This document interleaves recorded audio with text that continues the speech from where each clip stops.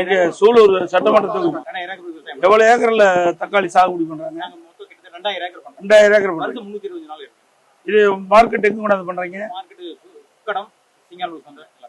இங்கதான் பண்றீங்க. எந்த வெளி மாவட்டத்துல எங்கேயும் போறது இல்ல. இதோடைய ரகம் என்ன ரகம்? காஞ்சனா. இது எவ்வளவு நாள் வந்து அழுகாது இருக்கும் இந்த பழம்? 5 நாளைக்கு அழுகாது. ஒரிஜினல் வைக்க வேண்டியது. எங்க குளிர்பதன கிடங்குலாம் அங்க இல்லையா? மைய பகுதி தான் இருக்கு. சூலூர் சட்டமன்ற தொகுதியில மைய பகுதியில அதிகமா விளைச்சல் ஆகக்கூடிய மைய பகுதி அது சுல்தான்பேட்டை. அங்க ஒரு குளிர்பதன கிடங்கு வச்சா அங்க இருக்கிற விவசாயிகள், இந்த தக்காளி சாகுபடி செய்யற விவசாயிகள் விளைவீட்டு வந்து பாதுகாக்கலாம். கூட குளிர்பதன கிடங்கு வச்சா இன்னொரு வாரத்துக்கு இந்த தக்காளி அழுகாம இருக்கும். அப்ப வந்து கொஞ்சம் விலை ஏறும்போது விற்பனை செய்யணும். மற்ற பயிர்களை காப்பீடு இருக்கு, தக்காளி காப்பீடு மழை பெஞ்சா தக்காளி அப்படியே உழவு வேற வழி கொடுக்கணும். மனு வாங்கி பாத்தீங்கன்னா இப்போ ஒரு கிலோ என்ன விலைக்கு விற்குது? 20 ரூபாய்க்கு விற்குது.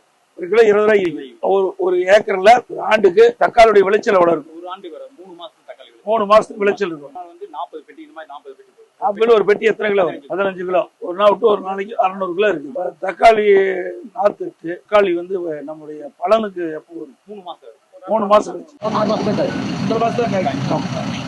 ஒரு நாத்து நெட்டு இங்கே வர 10 ரூபா நாத்துக்கு ரேட்.